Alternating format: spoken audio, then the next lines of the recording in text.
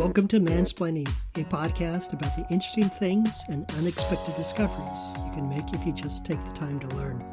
I'm Mark, your host this week, and as always, I'm joined by Joe, an old friend from college. Together, we'll explore what's on our minds and hopefully figure out a thing or two about a thing or two. How's it going, Joe? It's going okay. We are taping this episode on September 5th.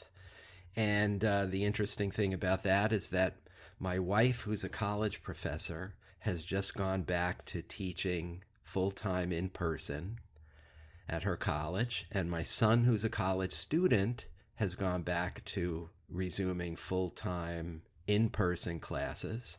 And my daughter, who's a high school student, will shortly be going back to her public high school where they'll be resuming in-person full-time classes. And meanwhile, I just sit around at home rotting away as we enter the 18th month since I was in the office. Wow. And who knows when I'll get back. I've been going back since I started going back in June. So far, only 3 days a week. So kind of half in, half out. And it's been an interesting experience working in a great big office building that's almost completely deserted. And let me just ask, is it deserted because your colleagues don't want to go back or because your employer won't let everybody come back at the same time? It's a little bit of both. There's definitely reluctance on the part of people who've been working from home and enjoyed working from home, or at least enjoyed the lack of a commute, to coming into the office before they have to. Right. And so there's been some resistance to coming back. It's also true, though, that a lot of managers have been not particularly encouraging their team to come in. Like if the manager is working from home, generally speaking, the team is working from home as well. So it's a little bit of both. They're currently talking about everyone being back in the office in the middle of October. Yes. But with a lot of headlines lately of companies like Facebook and Google and Apple pushing the return to office out into 2022, I would not be surprised if our date gets pushed out as well. Yes, that's exactly the same thing that's happening with my employer. So, yeah, hoping for October, but bracing for January. Yeah, I kind of am hoping for October because if we're all back in October, that means that things are going pretty well. But if it pushes out to 2022, that means that maybe we're seeing such a big second wave that even reluctant employers can no longer require employees to come in. Right. So it's kind of a good news, bad news situation. The bad news, Yes. if you're going in October, is you have to go back to the commute. The good news is that you're going back in because presumably it's safe to go back in. Yes. Let's bring it around. Last time I asked you about something that's been really in the back of my mind since prior to the election of Trump, prior to the election of Boris Johnson in England as the prime minister, when I started reading about a bunch of Eastern European politicians who were pretty hard right getting elected, and the vote total for far-right parties in France and Germany reaching historic highs. And it just brought to mind the scenario that led into World War II, which involved fascists in Germany and Italy and Spain all coming into power at roughly the same time. And I was asking myself, is there something to this? Do these things tend to happen at the same time for a reason, or is it just coincidence? So I sent you off to find out what you could discover on the topic, and I'm interested in hearing what you learned. Yeah, well, I want to thank you again. Your questions are always thought-provoking and interesting. So thanks for that. And I want to start, as I often do, with my short answer because it kind of frames what's to come. And the short answer would be that populist movements have been a near constant presence in American politics since the late 19th century. So I think the wave metaphor is misleading. I'm going to suggest a better metaphor at the end. But that said, there are definitely social and economic factors that breed both right-wing and left-wing populist movements internationally. And during huge world historical events like the Great Depression and the Great Recession, the rise in populist sentiment can come to resemble a political tidal wave. Okay, but before we go further, I think we really need to define populism. Certainly before we tackle the wave question.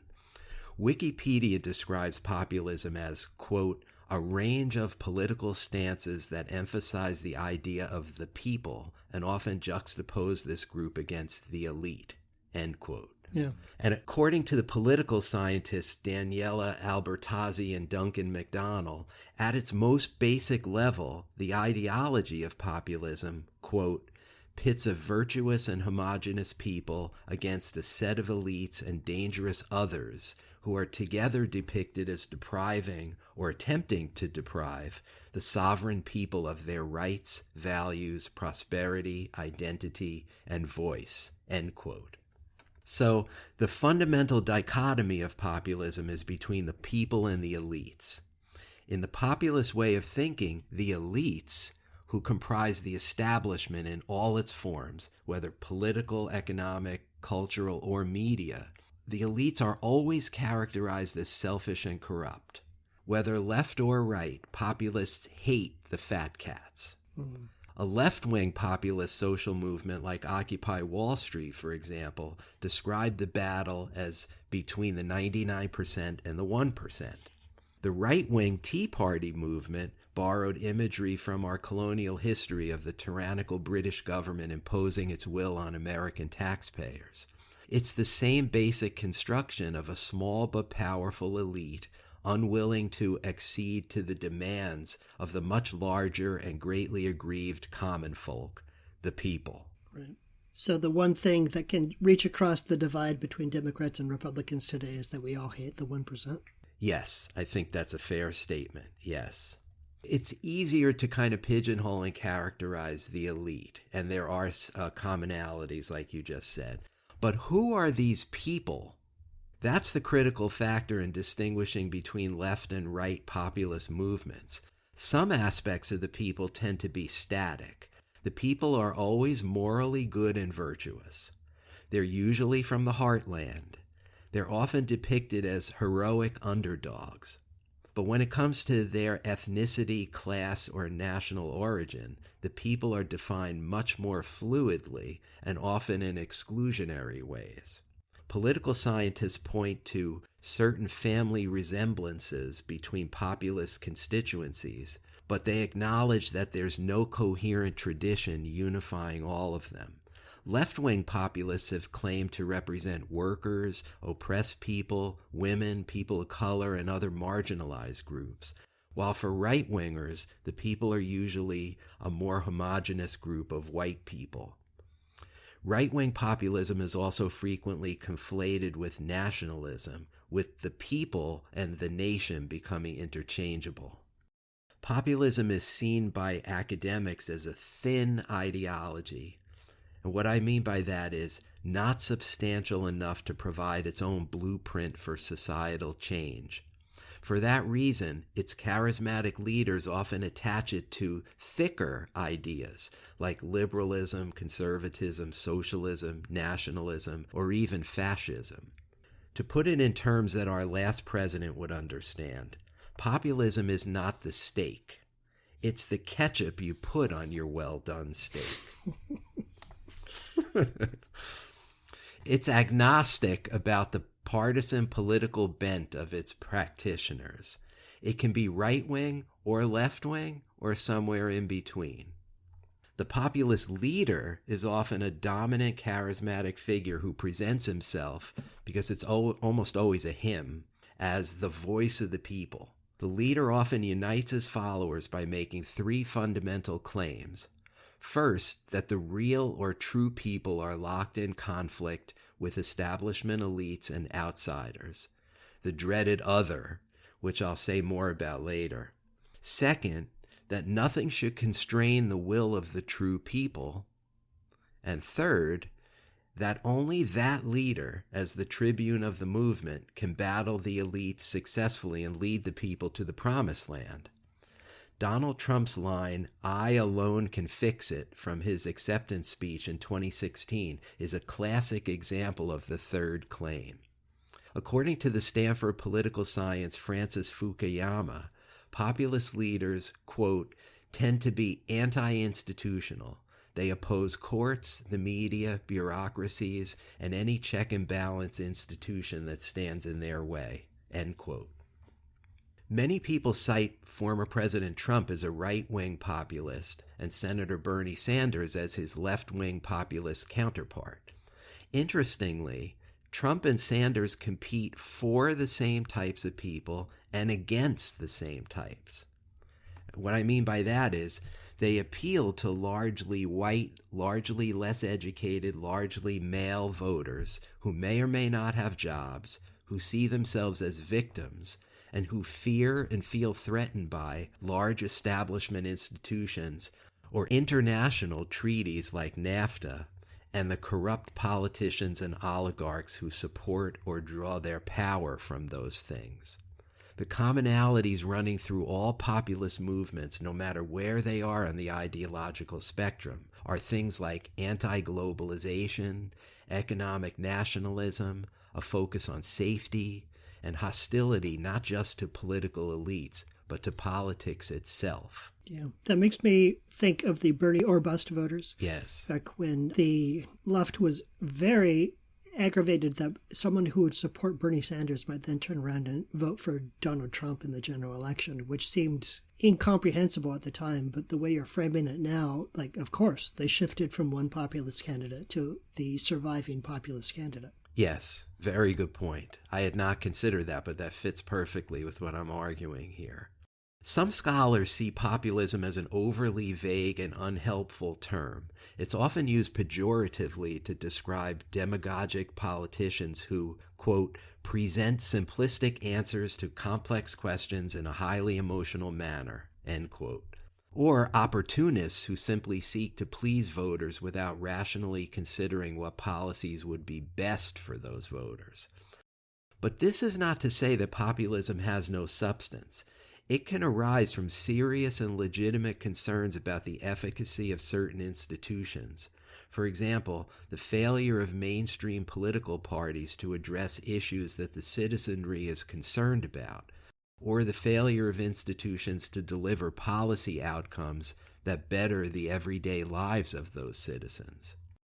Populism often arises in the context of a profound failure, where people decide that the failed system requires disruptive change. As political scientist Anna Grismala-Boos put it, and I quote again, populist parties tend to arise and grow where the parties are perceived to be too close together, when they seem indistinguishable, and when they fail to differentiate themselves in the kind of policies they offer, end quote. When I read that, I think about the Great Recession, where lots of Americans lost their homes and their fortunes, but none of the banker perpetrators faced consequences. Instead, the banks got bailouts agreed to and implemented by both political parties. I'll have more to say about the Great Recession a little later when we get to the triggers for populism. Okay, time for some history.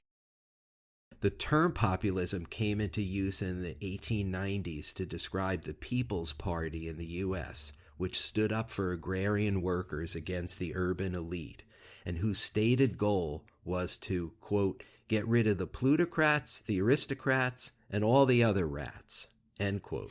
I like that line. Good slogan. Yeah, good slogan. Other early populist parties in the U.S. included the Progressive Party of 1912, led by former President Theodore Roosevelt, the Progressive Party of 1924, led by former Wisconsin Governor Robert Fighting Bob La Follette, and the Share Our Wealth movement of former Louisiana Governor Huey P. Long in the early to mid-1930s. It wasn't until the 1950s and 60s that populism was used more generically to describe a wide range of movements and politicians that challenged the political establishment, from leftists like Juan Perón in Argentina and all his Latin American successors who've been in power for decades, to the red-baiting right-wing demagogue like Senator Joseph McCarthy in the United States. Though not all scholars accept the comparison between the left-wing populists who were anti-big business and the right-wing McCarthyite version, which was primarily anti-communist, the term populist came to be applied to any group, whether left-wing or right-wing, that blamed the elites for the country's problems.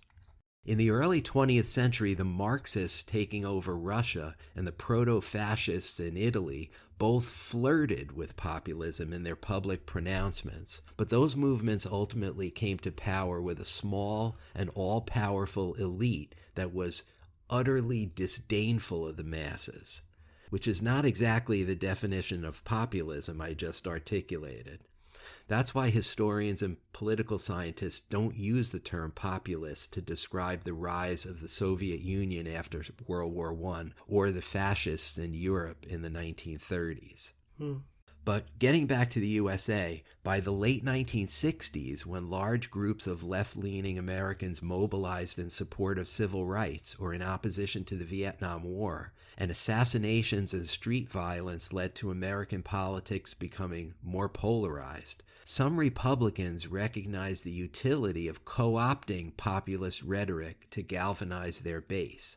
Thus, it's no coincidence that Richard Nixon's 1968 campaign was predicated on restoring law and order to the streets and appealing to voters he called the silent majority, which was his formulation of the real people. And didn't he also demonize the Harvard elite that had formed around Kennedy? Yes, he absolutely did, and formed the basis of his blacklist as well.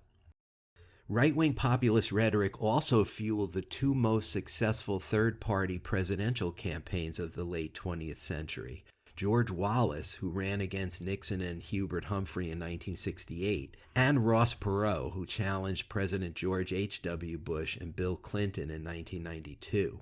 One of the explicit messages of the Wallace and Perot campaigns was that a liberal elite was threatening our way of life, quote unquote, while using the welfare state to maintain their power by giving handouts to poor people in exchange for their votes. Sounds familiar, huh? Yeah, 100%. So the point of this mini history is that populism has been a regular part of the American political system for well over 100 years. The wave metaphor suggests calm waters that are suddenly roiled by a wave, then become calm again after the wave passes. But that hasn't really been the case here. There's been a constant churning of populist sentiment under the surface, if not always waves crashing above. So in your question, the way you framed it for me last time, you focused on what you called the reactionary nativist politics of some populist leaders. And that's probably because right-wing populism is having a golden age of sorts over the past couple of decades, culminating with the UK's Brexit vote to leave the European Union in 2016, followed by the election of Donald Trump as the 45th President of the United States later that year. That's when the word populism really became ubiquitous, earning it the Word of the Year award by the Cambridge Dictionary in 2017. Some right-wing populist movements around the world are still growing.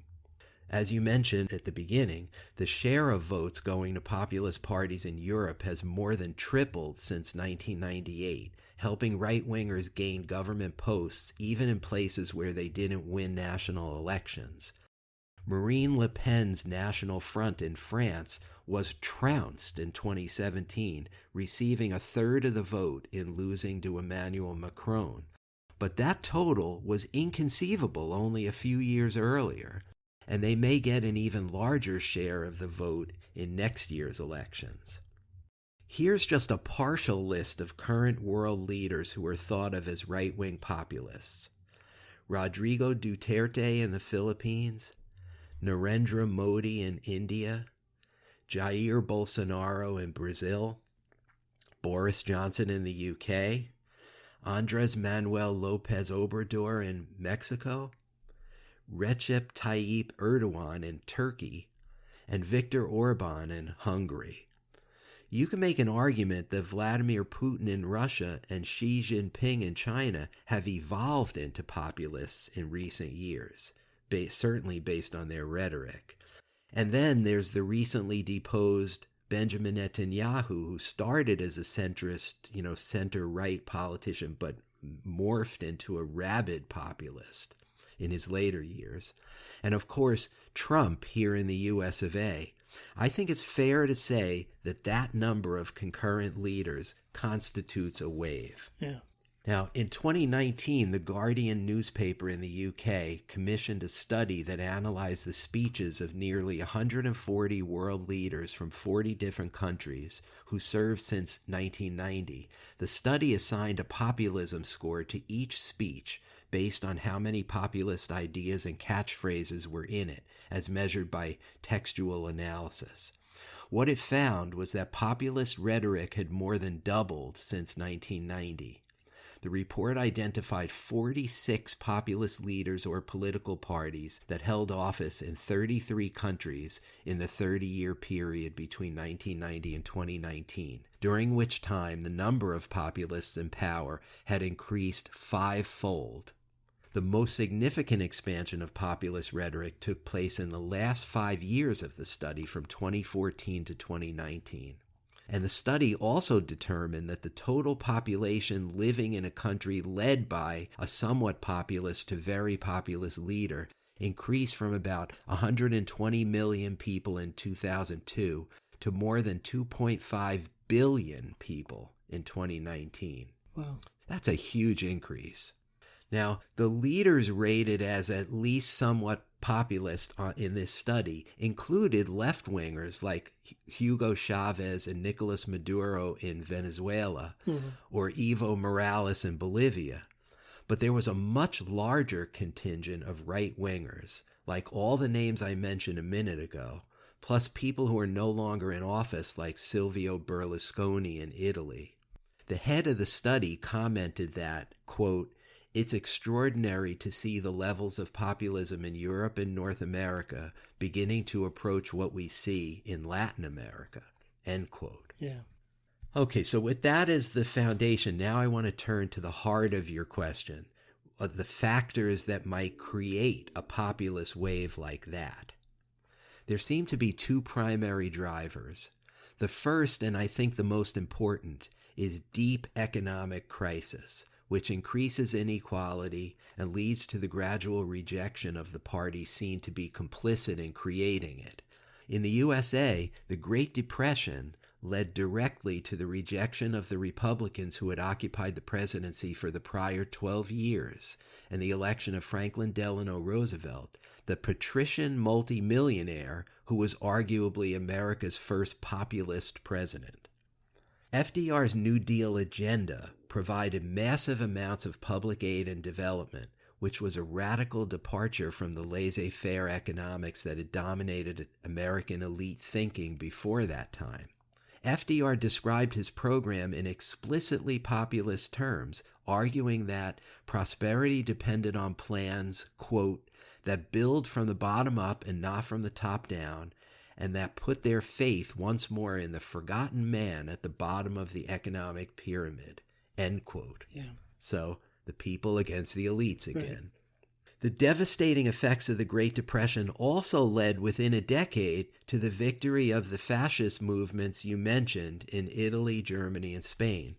Hitler's rise to power came out of the rubble of the German economy after the stock market crash, with deflationary budgets and 6 million unemployed.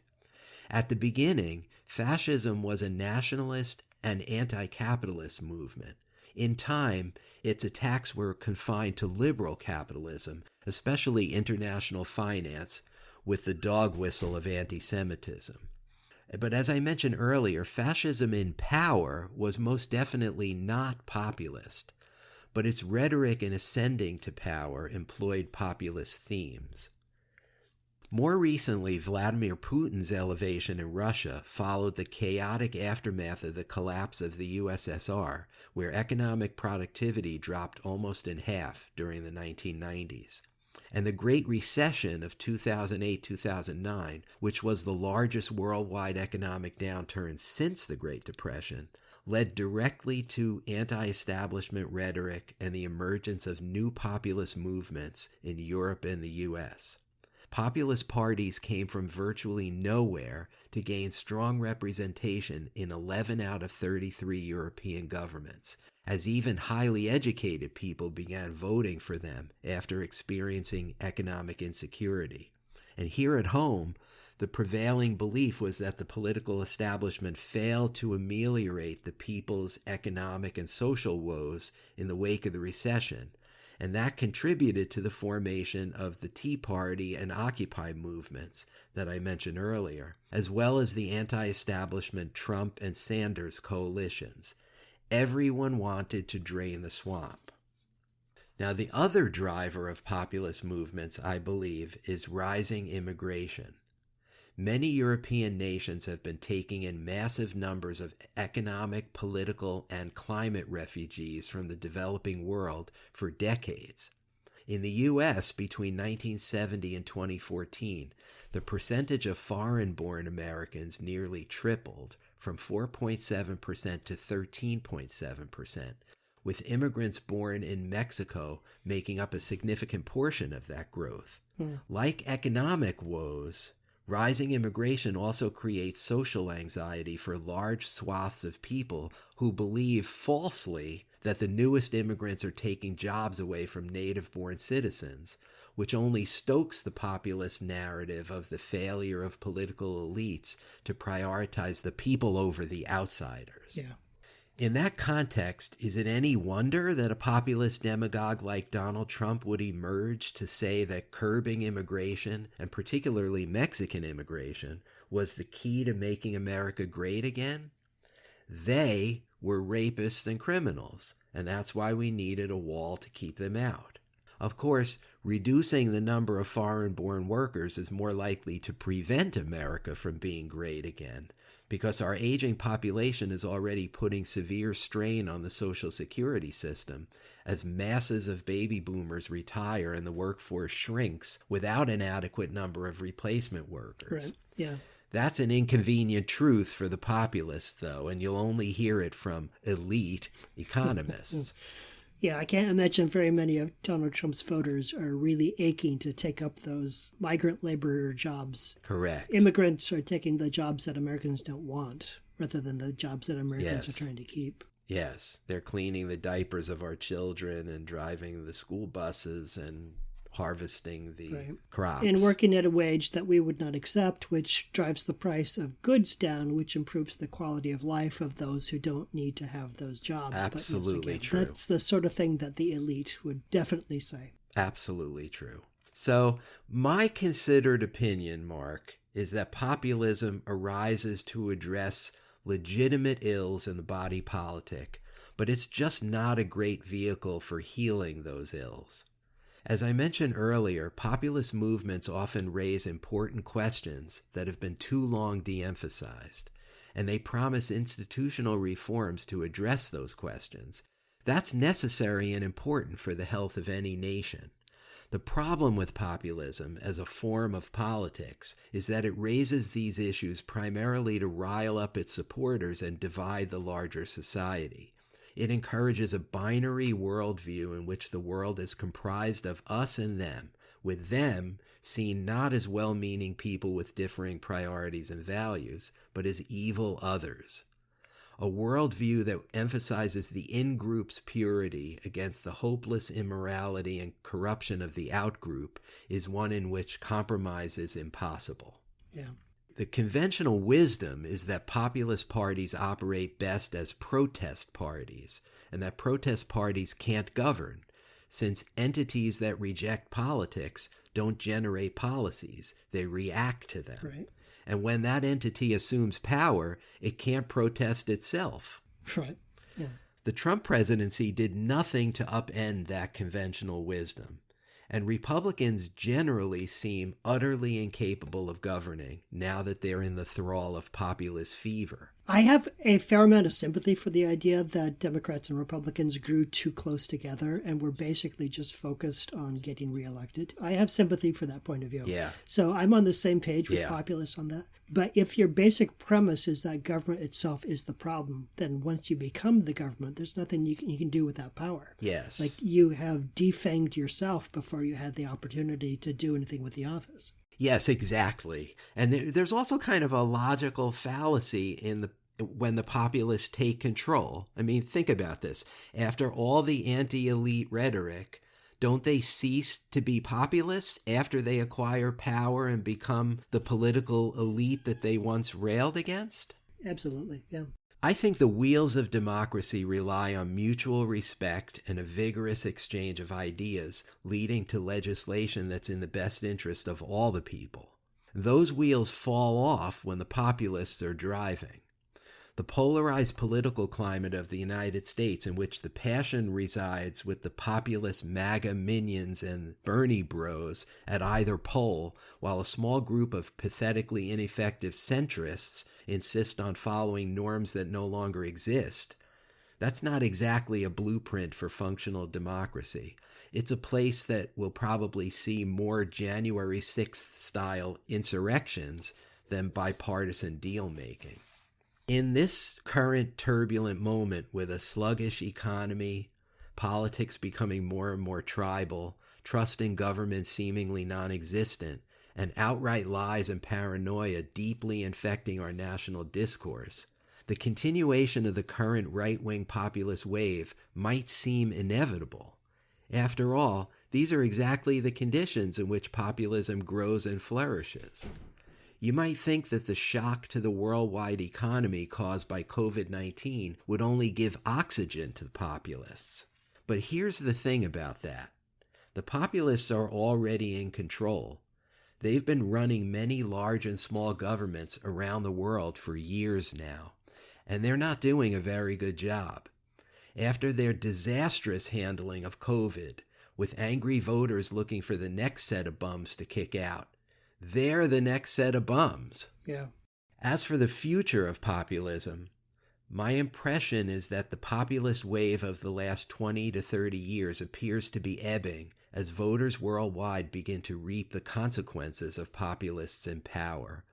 They fucked up the response to COVID in so many countries, and that's fucking up the worldwide economic recovery. Meanwhile, climate change is slowly usurping immigration and sovereignty as the lightning rod issue in Europe and North America. Netanyahu was finally deposed in Israel. Recent polls in the UK indicate that the British people would undo Brexit if they could. And of course, Joe Biden is now President of the United States. If indeed this was a populist wave, it crested, and there's a pretty substantial undertow. So, to close, I think a better metaphor than the wave might be the pendulum, which swings predictably left and right, back and forth, over time. It looks like we're just now starting to move back toward a left-leaning approach that resembles FDR's. Democrats are currently weighing New Deal-level interventions to address the multiple crises afflicting our country. The next course correction is upon us, informed by left-wing populist ferment, but led by an establishment politician. Yeah. If the razor-thin Democratic majorities can't get those interventions signed into law, however, it will only lead to the further growth of populist movements full of disenchanted victims of economic inequality. Right. So we really, really need that pendulum to do its thing. Yeah. And I'm also uncomfortably aware of the fact that if one of the big engines driving this is economic inequality, there's been no rollback of inequality. If anything, it's getting worse. So if that's what's setting the water to boil, that fire is still blazing. And so yes, it seems like the only hope is to claim populist sentiment for your own causes rather than populist sentiment going over to the other side. But if populist sentiment is driven by anger and resentment, that doesn't seem like a very creative force. right. I am skeptical that a great society can be formed from a populist overthrow of the elites, because some of those elites are the people who have the ideas that you need to enact. If we're just angry at the people above us on the ladder and just want to pull them down, then that's a recipe for just constant roiling turmoil and rebellion. Yes, I agree with everything you just said. The fire is still blazing, that's for sure. But when I said that populist ferment is going to inform the next course correction, the next moving of the pendulum, right? And I predict it's going to move in a left-wing direction. But it's very telling that the leader of this perhaps FDR-level movement is himself a centrist establishment Democrat. Yes. I think that's important and kind of underscores everything we've been saying about how populism is an important notion, but populists probably shouldn't be running governments. No, because they don't respect the institutions. Yeah. Like, I am personally a big fan of AOC. Me too. Alexandria Ocasio-Cortez. Love her. But I believe that she serves her best role by being the loud voice on the margins, like Yes. using her platforms to articulate discontent. But I don't necessarily look to her as a policy maker. She's more of a protest leader. And I think she's very gifted in that role. Yeah. And someone like Joe Biden is the one who's going to put together the 3,000-page budget proposal that's going to hopefully enact some of these things. You do need someone who knows how government runs and respects its institutions to drive the bus. Otherwise, you're just going to keep crashing into barricades. Yes, that's right. I'm pretty much with you on AOC. I would love to see her become a senator or run for president someday. That said, I think her best role is what you said, protest leader, kind of moving the so-called Overton window from the far reaches of the right, where it is right now, over back toward the center left. That's the great role she performs today, in my opinion. Right. Yeah, particularly since the locus of populist sentiment isn't, it probably is not Washington, D.C. It's local politics. It's people on their phones looking at Twitter or pulling up news feeds on Facebook. And so if you're going to claim populist sentiment in favor of your causes, you can't just be in the State House or Congress. Like, you have to be within their feeds. And someone like AOC is very talented at that. Agreed. Okay, enough pontificating. It's time to play Who Said That? Populist Pearls of Wisdom. And I'm spelling that last word, W-I-S-D-U-M-B. Okay. Here's how it works. I'm going to read you quotes from populist leaders, both living and dead, and you're going to guess who said that. And here's a hint, Mark. I've already mentioned the name of every one of these populists in this episode. Yeah, the problem with those, there were so many names, but let's go. Yes. Okay, good. First one. Elections won't change anything in this country. It will only change on the day that we break out in civil war and do the job that the military didn't do, killing 30,000. If some innocent people die, that's fine. In every war, innocent people die. Oof. Who said that? That's so bald-faced. I'd have to go with the Philippines guy, though I can't remember his name. Duterte. Good guess. But that's Brazilian President Jair Bolsonaro doing his level best to undermine democratic elections in Brazil. That was my second guess. Next one. I am not a woman, so I don't have bad days. That so much sounds like Vladimir Putin. Yes. That is indeed Russian President Vladimir Putin. Patriarchy and misogyny, Mark, are often part of the populist's appeal to his retrograde audience of angry men. Oh, yeah. Yeah, Vladimir Putin, he of the photo op where he's riding a horse shirtless. Like, he was, Yes. he would definitely be the one to brag about Yes. not being a woman. And playing hockey and scoring 7 goals. Yeah. Yeah. And while we're on the subject of misogyny, how about this, Pearl? I wouldn't rape you because you don't deserve it. Oh, that's Donald Trump, isn't it? That's Bolsonaro again. Ugh. From an exchange with a female congresswoman in Brazil's lower house. In a subsequent newspaper interview, Bolsonaro said the congresswoman was, quote, not worth raping. She is very ugly, end quote. Oh. Now, I know why you guessed how you guessed, because that other guy said similar things. All right, next one. This thing with coronavirus that you can't hug people. You have to hug. Nothing happens. You shouldn't succumb to fear and psychosis. That has a Boris Johnson feel to it for me. A good guess, but that's Andres Manuel Lopez Obrador of Mexico, spreading the dangerous misinformation that is a hallmark of populist regimes. Going to bat for dangerous hugs. Climate has not changed. we have changed. Who said that? I don't know. That's India's Narendra Modi. Uh, The denial of facts or anything else that stands in the way of the chosen narrative is another feature of populist rhetoric. yeah, 100%. Here's a good one. I am the Jesus Christ of politics. Philippines guy? Not yet. Man, I'm doing very poorly on this exam. That's Silvio Berlusconi. Oh. Self-aggrandizement is yet another go-to move for the populist leader. Uh-huh. And the complete lack of empathy is another trademark of many populists. So here's the next one. I would be incapable of loving a homosexual son. It could be almost any of them. I'm going to say Putin again. It's that fount of wisdom, Bolsonaro, yet again, from an interview with Playboy magazine in which he also said that he would rather his son, quote, died in an accident than showed up with some bloke with a mustache, end quote. Oh, man. I'm realizing that a strategy for this exam is just to guess Bolsonaro on all of these questions. And speaking of the lack of empathy, how about this pearl? Hitler massacred 3 million Jews. There's 3 million drug addicts. I'd be happy to slaughter them. If you know of any addicts, kill them yourself. Oh, this is the Philippines guy, right? Correct. That's Rodrigo Duterte of the Philippines. Now, isn't it wonderful to invoke Hitler to support a policy of executing drug dealers and users that he actually implemented in his country? Yeah, he's remarkable in all the worst ways. Okay, just a few more.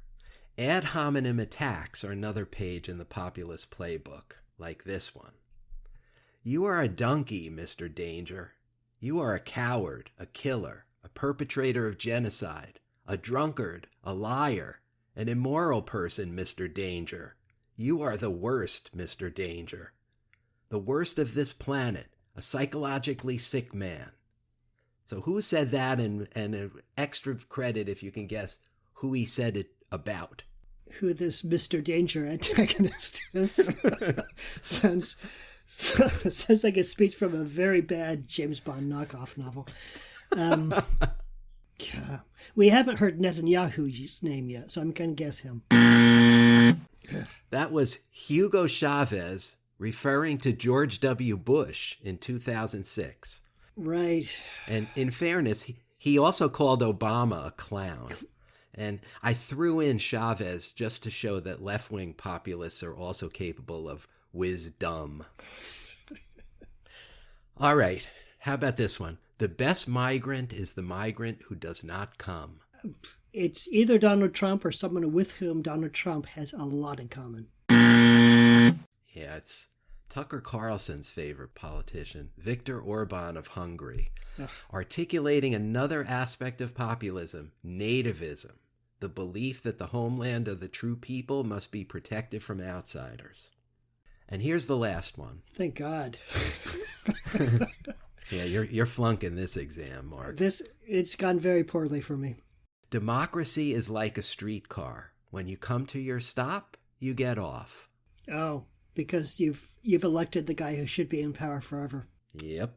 Could have been Chavez again, because he was not interested in anyone following him. Yeah, well, that's true of a lot of them, though. I'll go with his successor, Maduro.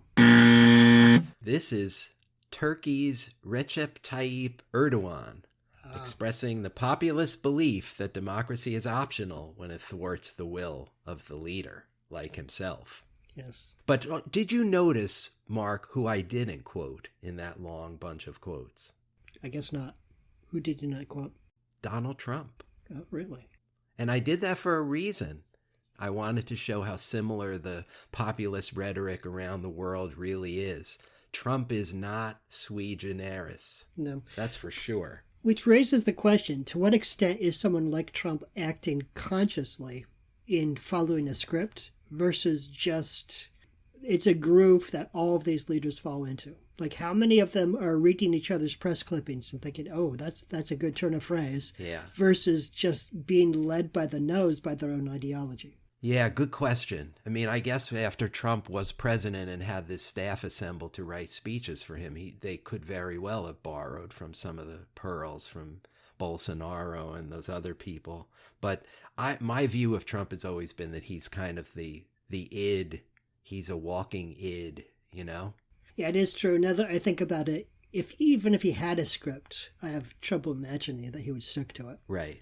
So that answers the question. It's the ideology that feeds these phrases to whoever it is and wherever you are. Yeah. They follow the script because the script is endemic to the ideology. Yeah, so maybe this game was an instructive exercise, even as creepy as it was. Yes. Okay, you ready for a question for next time? I am. All right. I am. My question for next time falls outside of our usual modus operandi for mansplaining. So I was a little nervous about this, but I'm going to try it. Instead of giving you a factual question to research and report back to me about, instead I'm going to state a hypothesis that I'd like you to think about, then come back and tell me whether you agree or disagree with it and why. Intriguing. Okay. So here's the factual predicate for my hypothesis. New York State's Governor Andrew Cuomo resigned last month under a cloud of scandal relating to his repeated sexual harassment of multiple women who worked with and for him. Cuomo is just the latest in a long line of male politicians to be engulfed in sexual misconduct scandals.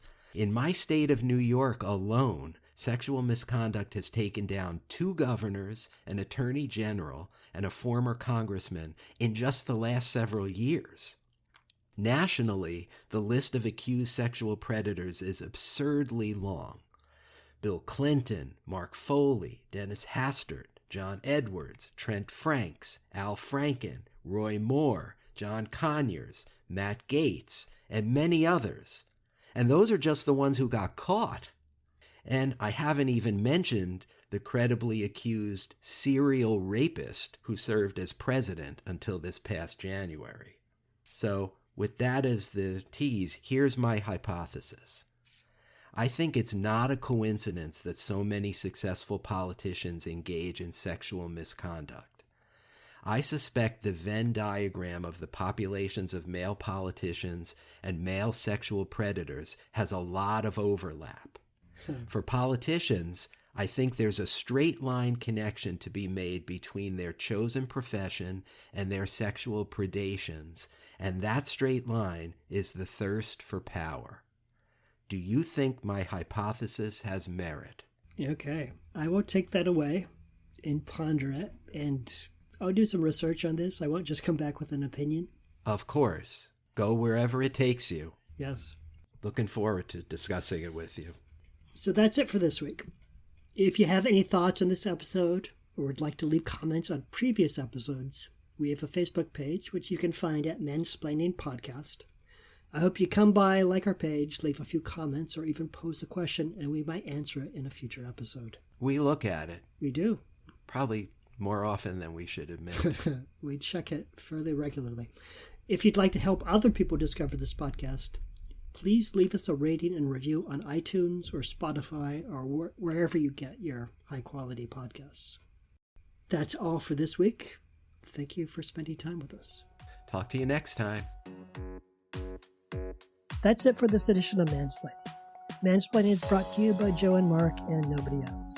Thank you for hanging out with us for a little bit, and we'll see you next time.